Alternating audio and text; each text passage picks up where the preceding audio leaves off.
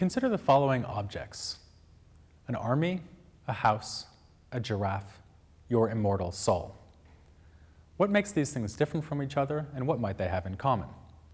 Well, Plotinus, the founder of Neoplatonism, who lived in the 3rd century, would say that a striking feature of these things is that some of them are more real than others. That's a rather strange thing to say, but let's go with him for a moment. Why would you think that some of them are more real than others? Well, he would say, the house and the giraffe are more real objects than the army. The army isn't really a single thing, it's just a bunch of people organized under a single command. The house is less real than the giraffe because, as an artifact, it's put together accidentally, as he would say. In other words, it has no intrinsic principle of being or unity.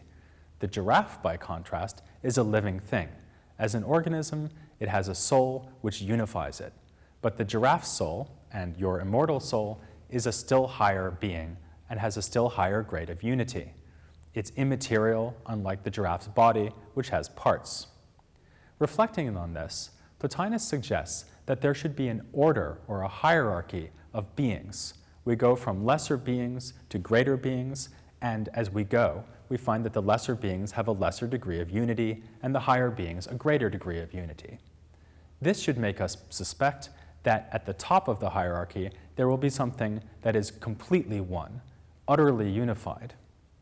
It will also be the cause of all other things. Consider again the case of the soul and the giraffe. The giraffe's soul is its cause, according to Plotinus at least, and in general, Plotinus wants to claim that more real things and things which have more unity are causes for less real things that have less unity. But this gets him into a very paradoxical situation, because it means that for him, the very first cause of all things is so completely one that it really transcends our ability to think about or talk about. The reason the one must be ineffable and transcendent beyond our ability to speak or think is simply that the attempt to speak or think about it would result in multiplicity. Consider, for example, my attempting to say that the one is good. In a sense, Plotinus agrees with this. Just as he thinks that the one is the source of all things, he thinks it is that towards which all things strive. It is, as Aristotle might have put it, the final cause for the universe. But you can't actually say the one is good without compromising the one's oneness. After all, in that statement, we seem to have a subject and a predicate, the one and its goodness. These are two things, not one thing, and that's not allowed in our rigorous, unified conception of this first principle. Rather, we should admit that the one transcends our ability to speak, and it even transcends our ability to think. Again, paradoxically, that might mean that the one transcends even being itself, because being is just that which we can think about, as Plotinus would admit.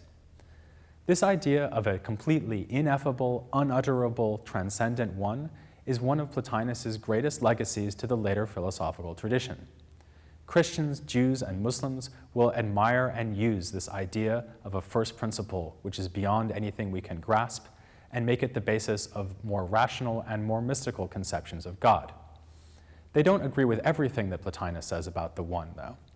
For one thing, obviously, Christian theologians will question the idea that the one is free of all multiplicity, insisting instead that the one is a trinity. But philosophers and theologians of all of the revealed religions will also worry about the suggestion that all things come necessarily from the one, like a cascading fountain or a shining light, as Plotinus often suggests.